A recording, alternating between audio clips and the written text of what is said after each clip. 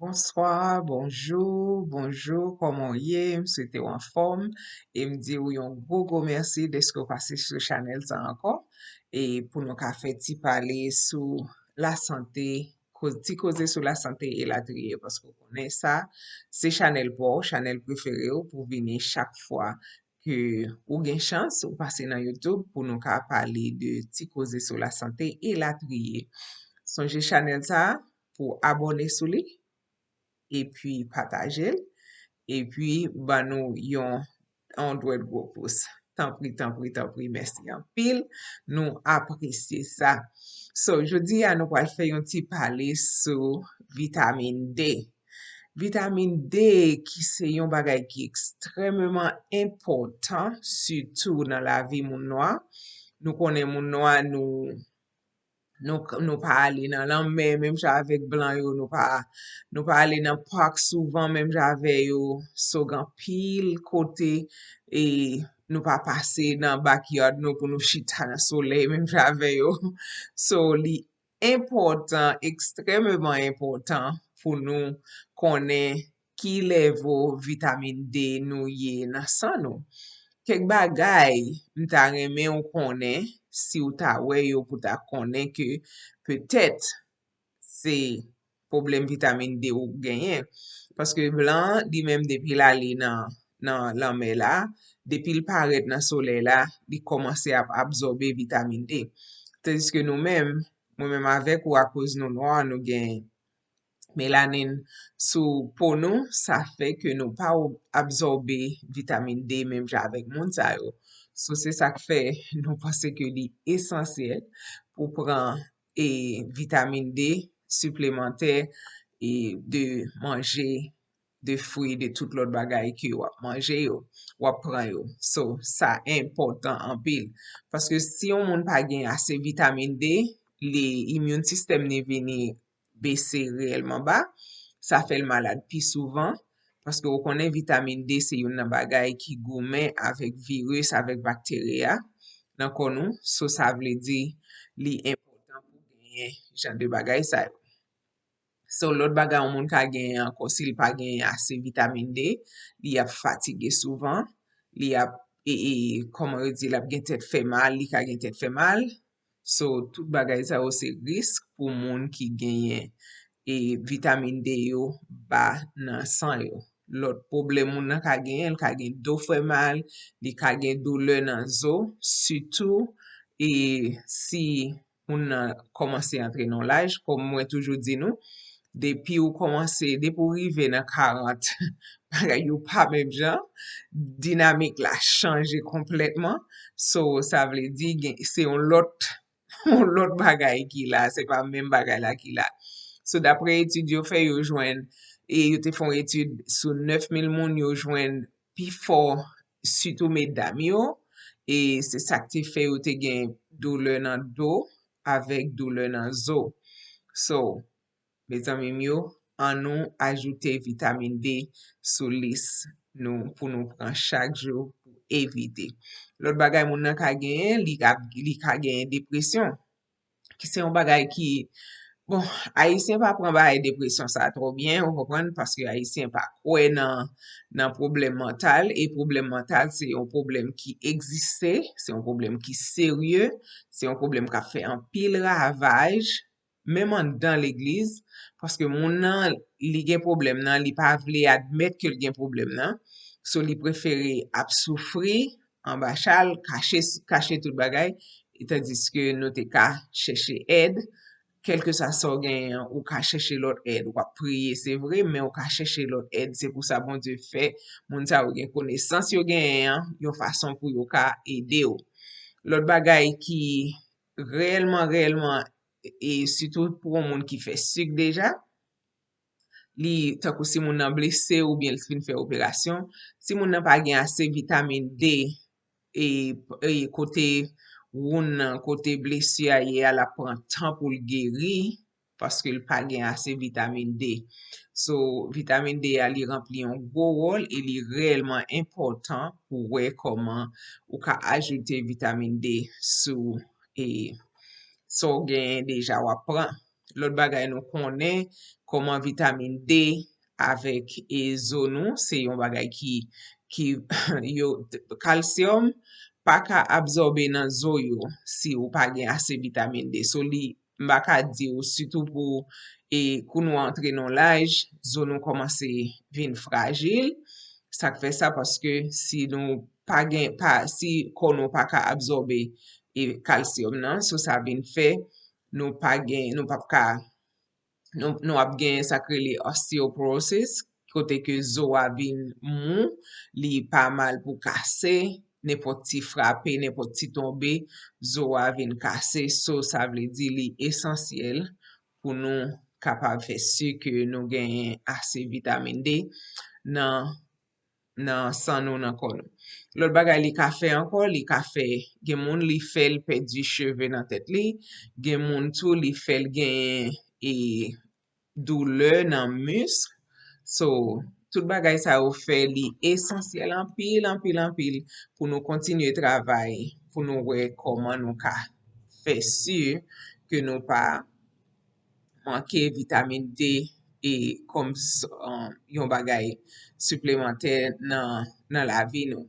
Bon ka mande, se vre bon Dieu fait pour nous mélanine nan li bon, nou bon Dieu fait pour nous gen, li protéger nous contre soleil, contre UV nan soleil la, li bloqué tout sun rays yo avec kap soti, tout UV kap soti nan soleil la, li bloqué yo pour nous un peu, mais quand même, nous-mêmes, nous obligés prendre vitamine nan comme extra, parce que même si ou al nan soleil la, mwen al nan soleil la, blan al nan soleil la, blan ap soti a plus bénéfice que moi-même avec ou.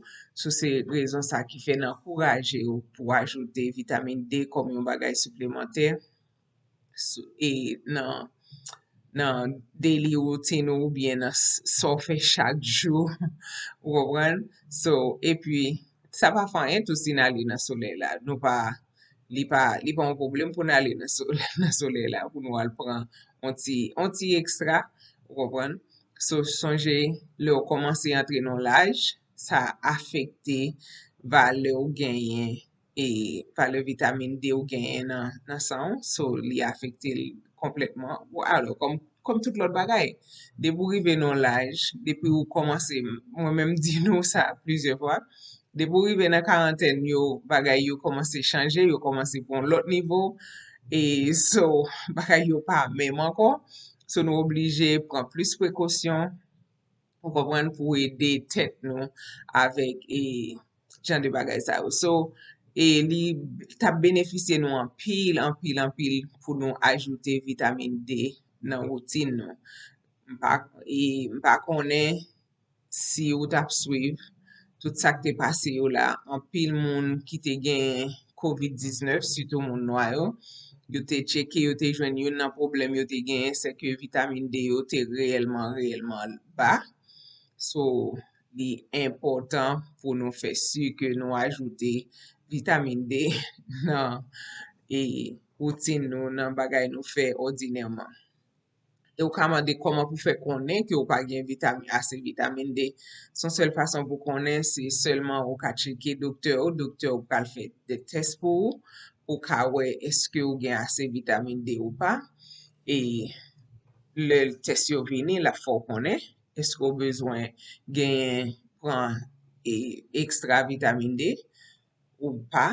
So, sa très important pou konen, paske nan nou ap viv nan yon pozisyon kote ke non selman nou pa gen ase, nou pa konen, nou problem nou gen, nou pa konen ki sa ki trigger yo, ou bien ki sa ki fe yo komanse, ki fe yo vini. So, li bon pou cheke tout bagay, nte remen doktor mte gen yan, paske malerizman COVID la ale avel, paske li menm li di ou chak ane li oblije cheke pou tout bagay. Non selman wap fè yon check-up general, men tou li fè tout kalite test ki genyen, paske li fè sur ke nepot sa genyen, li do li prefere konen, ou li el pa konen. So, si ou ta mande ki so ka fè, nou konen nan takous par exemple sou se moun ki remen bwe let, bagay produit deri yo, tout bagay sa yo gen vitamine D la dan yo, et puis l'autre bagay yo ka fe tou, nou konen bwe yon ve let pa jou, se yon bagay ki tap bon pou ou anyway, paske let la gen calcium, li gen tout un paquet kalite bon bagay la dan pou ou. Et l'autre bagay ou ka fe, ou ka achete sa krele vitamine D3. Ou el marke vitamine D3, achete yon bouteille, et puis pran yon ou bien sa yo rekomande ya chak matin, yon fason pou kapab genyen ase vitamine D nan sistem. Sa li esensyel. So, se ti koze sa nou ta fe sou vitamine D paske nou pense ke li important pou nou konen ki importans vitamine D genyen nan vi nou an tanke moun nou asyoutou, et puis ke nou dwe fe su ke nou pran chak jou. Bakon koumyen fwa pou mdou sa bot ma fok mwen dou sa 50 fwa paske mble sa entre nan kalbas teta ou pou konen ke vitamine D a fok pou pran. So, ou konen m toujou nan fin video m toujou fon ti pale de sa ki a pase konya la. Et kom nou konen konya, kesyo yo kontinu a monte, kes COVID-19 yo vin plus chak jou. So, mando tan pri, kontinu pran prekosyon te kon apren yo, paske li important pou pa lâche, pou pa nan mode la ge avec virus sa, paske virus sa li tre tre dangereux. Et nou pata reme an yen rive yo, se sa fe nan mando tan pri, kontinu pran men prekosyon yo, surtout mette masko bien, pa mette chil pa fwa yen pou, paske virus la wap respirel, la rentre nan sistem ou, se sa ou bezwen evite. So, m prefere ou mette yon mask, ou lieu pou mette yon chil. So, pa bliye. Mte kontan ansama avek ou, mte kontan pase mouman sa ansama avek ou, m souwete ke bon Dieu va kontinue beni nou tout, et bon Dieu va kontinue fe woud ave nou tout. Merci en pile desko tap suiv video sa, et pa bliye pou abone et pataje et banou yon pet go pouce. Pa bliye fe sa, nou tap apresye sa en pile. Et nous prions pour chaque monde qui regarde vidéo ça, que bon Dieu font route pour vous, que bon Dieu font travail dans la vie, que vous pas même espérer. Parce que je connais seul monde qui a fait ça, c'est seulement le grand Dieu Jéhovah qui a fait un bagage comme ça. So, on nous rete connecté, on nous rete soudé yon ak l'autre, on nous continue à soutenir yon l'autre dans tout bagage, yon façon pour nous capables de faire route là ensemble, faire chemin ensemble. Nous connaissons chemin pas facile, mais nous connaissons avec aide bon Dieu, nous arriver quand même.